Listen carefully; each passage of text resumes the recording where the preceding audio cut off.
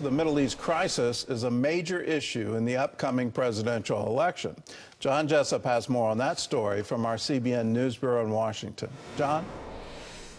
Gordon, with just over 3 weeks to go before Election Day, voters and world leaders alike want to know just how the presidential hopefuls will deal with a region on the brink of war. CBN Chief Political Analyst David Brody reports.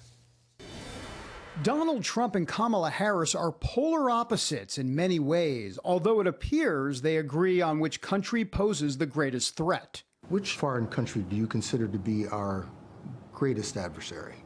I think there's an obvious one in mind, which is Iran. Iran has American blood on their hands, okay? And that's likely where the common ground will end. In dealing with Iran, a Harris administration would be expected to follow the path of President Biden. Critics say that means easing up on sanctions and supporting an updated nuclear deal, something Trump abruptly exited as president. Iran was broke under Donald Trump.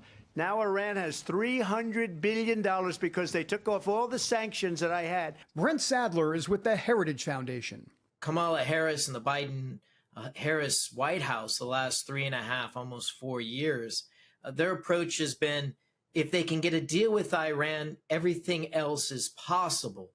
Trump, on the other hand, is from a position of strength, then meaningful negotiations are possible.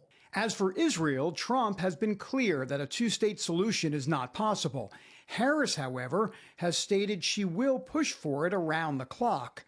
On continued U.S. support for the Jewish state, Trump says he would not put any condition on aid. Harris hasn't committed to that. And during her time as VP, the administration temporarily stopped some ammunition shipments to Israel. The best predictor of what's going to happen is what somebody has done already. Former career diplomat Bart McCoys says any question of funding Israel is a major issue. She will strangle Israel. She'll have a policy of complete strangulation. They will have to develop allies outside the United States and sources for weapons outside the United States. Then there is Gaza. Trump hasn't committed to exactly what help might be in store for the Palestinians. But as president, he cut hundreds of millions of dollars in aid intended for both the West Bank and Gaza. Harris, however, has a different view. What has happened in Gaza over the past 9 months is devastating. We cannot look away in the face of these tragedies.